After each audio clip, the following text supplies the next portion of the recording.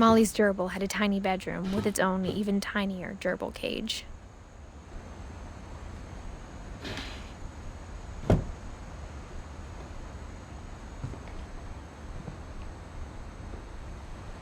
I can't describe it, but I felt like some part of Molly was still here.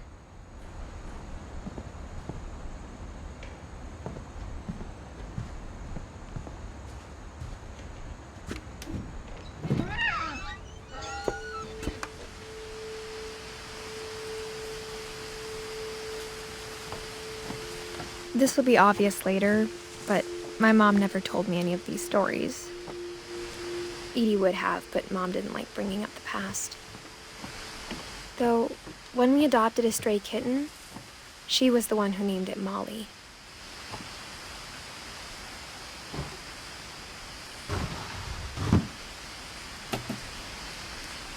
I spent a lot of time in Great-Grandma Edie's room.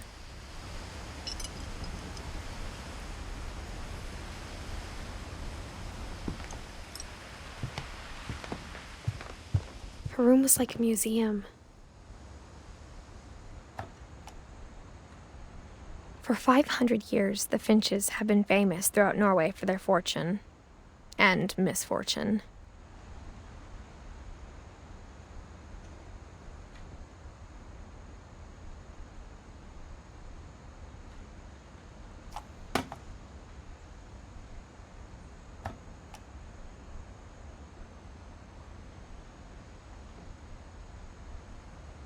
Odin Finch buries the latest victims of the family curse, his wife Ingeborg and their newborn son, Johan.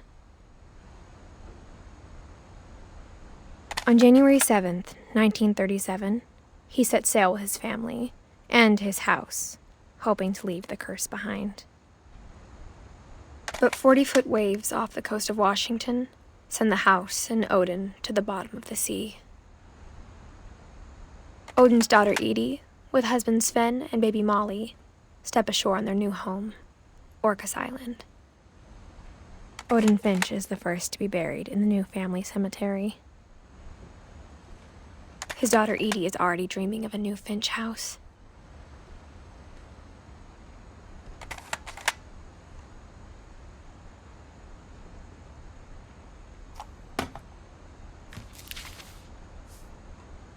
Whatever's wrong with this family, it goes back a long ways.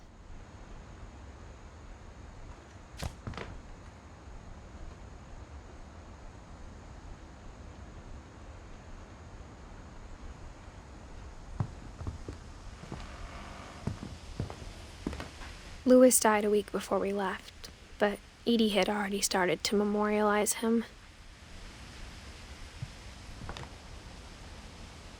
Edie knit me a new pair of gloves every year, just in time to replace the old ones.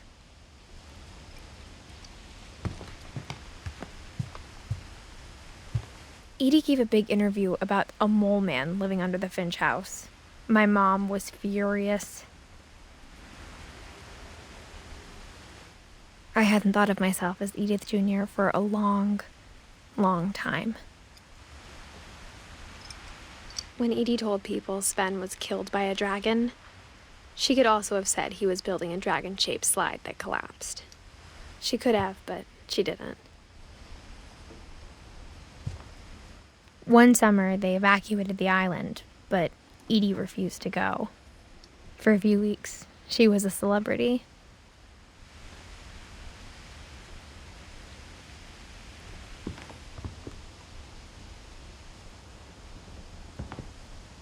Even in her 90s, sometimes Edie seemed a lot younger than my mother.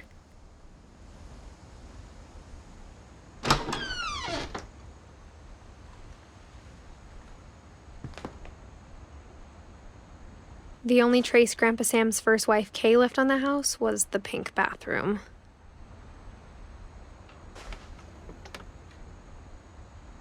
It was a pretty big trace.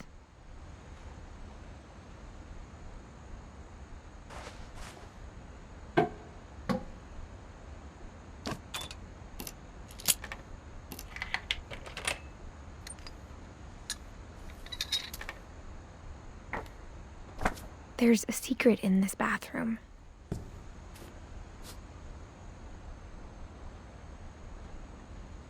It's in the last place you would look. It isn't in the cupboard.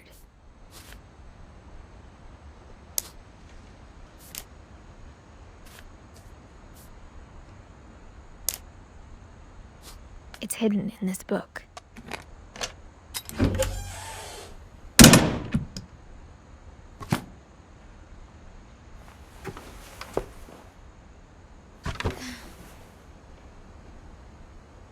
Sven gave Sam an old camera he'd refurbished.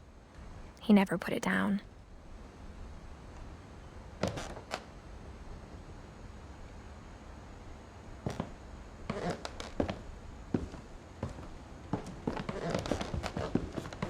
From the paintings on the wall, it was clear my brother Milton had been here before me.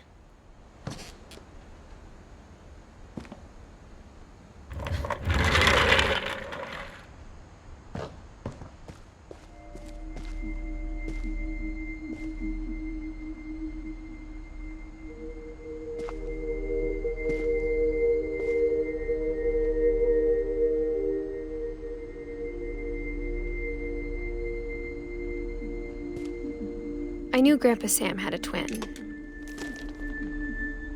and that he never talked about him.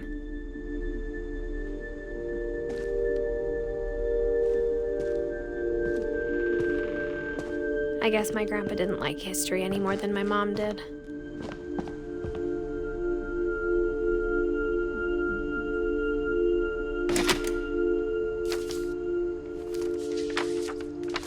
How I Want to Remember My Brother by Sam Finch. The thing I remember is that when he made up his mind, that was it. My brother said he'd die before he ate another mushroom, and he did. At Barbara's funeral, we swore we'd never be afraid again, and he wasn't. I think Calvin always wanted to fly.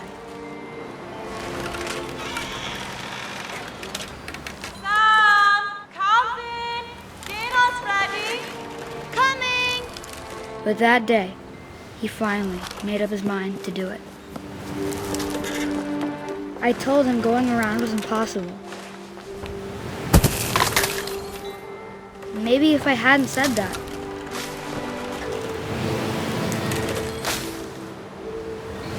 Alvin, I'm not gonna tell you again. Maybe if the wind hadn't picked up. Then maybe he'd still be here. But I doubt it.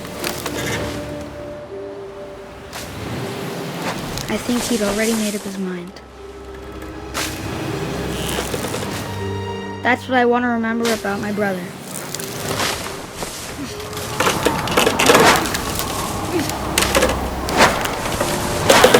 The day he made up his mind to fly. And he did.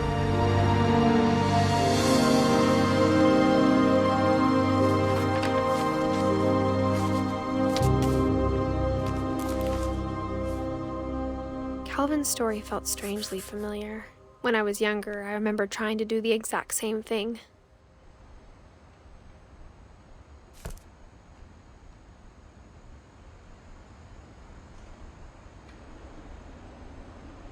After the funeral, Edie roped off Calvin's half of the room.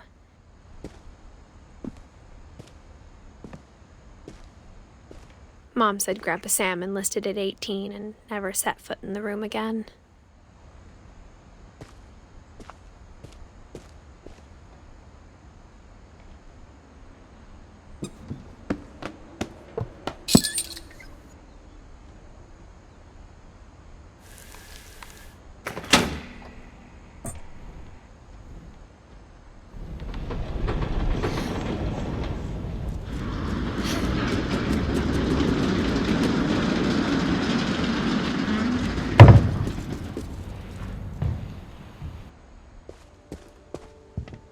The passages were a pretty tight fit. They'd obviously been built for smaller hands and bellies.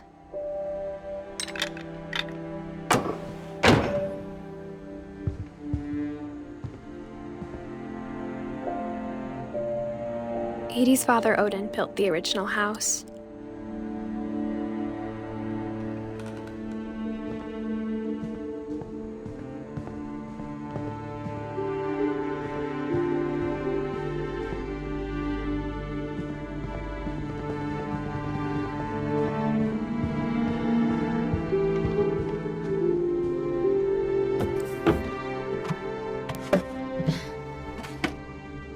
Growing up, I always thought of Barbara as a child star.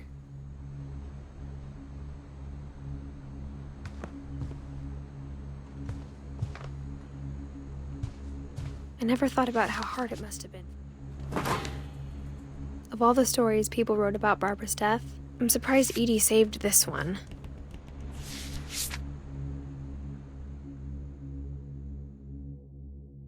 Old Jack here with another ghastly tale inspired by America's most unfortunate family. I'm calling it The Surprise Ending of Barbara Finch. As a child star, Barbara was famous for her scream. Now at 16, she was all washed up. A has-been. But in a lucky break, she'd been asked to perform her signature scream at a local convention for monster movie fans. It was just the boost her career needed.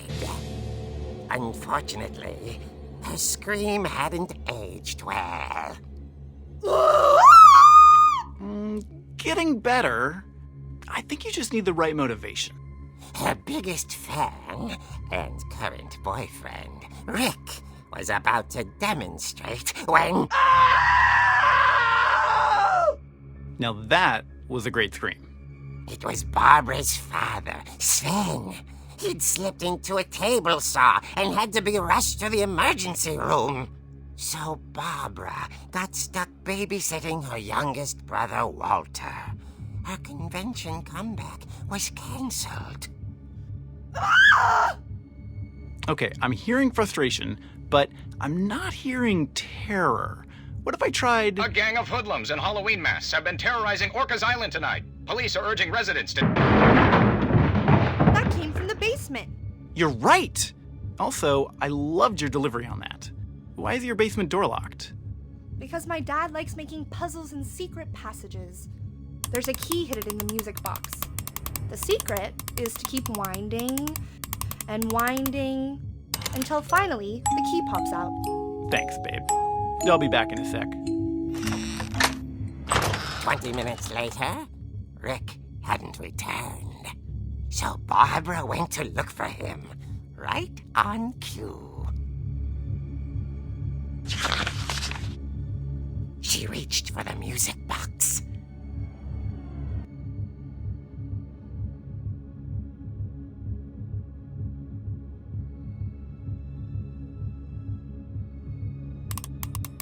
And as she wound the key, she listened for Rick, but the house was silent.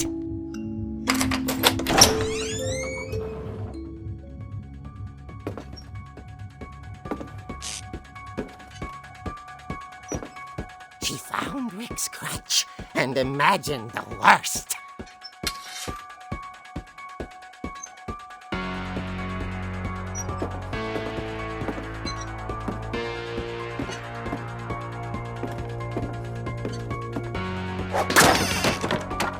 The gang's leader is the infamous Hookman Killer, Dr. Carl Hamill, who impaled and then ate his family 10 years ago tonight.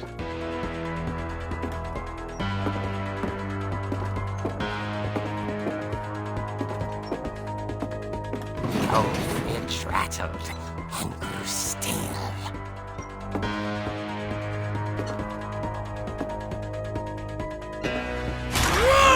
Oh dear!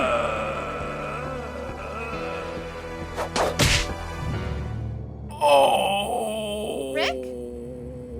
Barb, relax. I was just trying to scare you to help you find your scream. Well, I'm not scared, Rick. I'm furious. Then act furious. All I'm getting from you now is that you're hurt and confused and you're... She threw him out, but she kept a little something to remember him by. Barb, have you seen my other crutch? And she was still holding it when she fell asleep watching the late picture show. Hours later... Barbara! Walter, what's going on up there? Ah! Okay, I'm coming up, but if this is a trick, you're dead, Walter.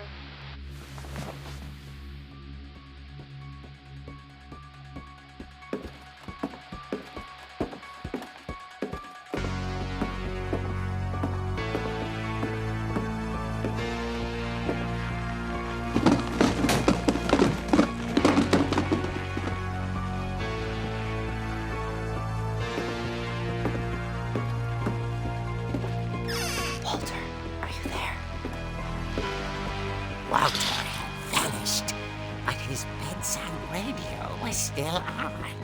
Orcas Island police describe the man as 6 feet tall, with a steel hook for a hand. Residents are urged to lock all doors and windows and notify the police of any suspicious activity. Barbara turned, saw the hook man, and was speechless. He was quite smashing.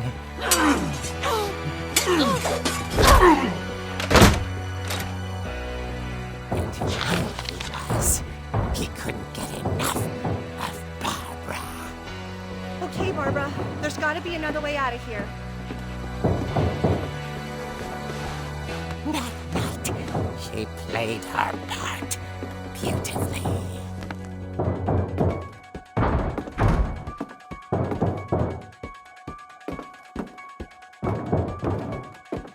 Molly's door hadn't been opened in years. The hinges groaned.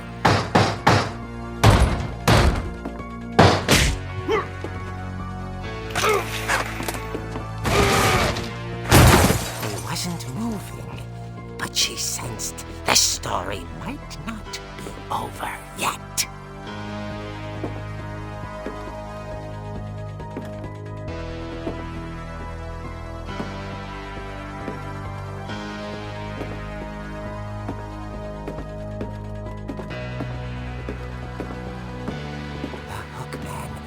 Vanished.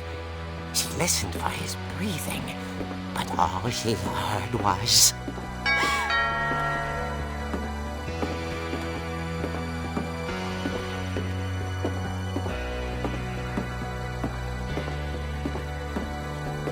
At the door, she heard whispering. It was coming from inside the house.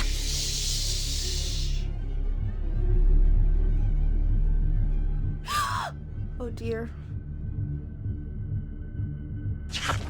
The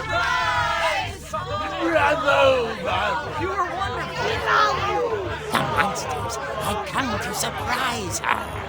For Barbara, it was a dream come true. Then she saw what kind of monsters they were, and she realized what was about to happen. She was going to be famous. And with her final breath, Barbara Finch gave the performance of her life.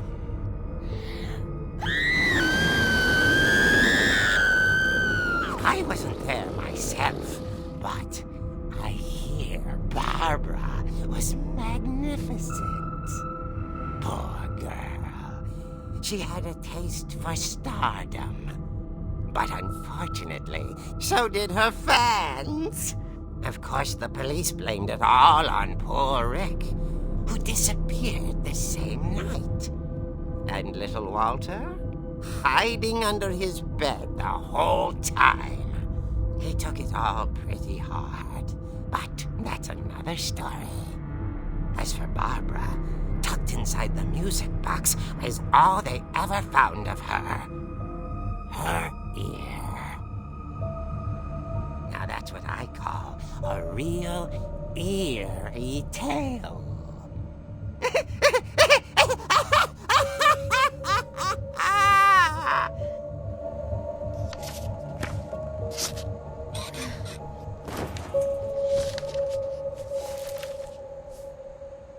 Edie told me all Barbara wanted was to be remembered, as absurd as that comic was.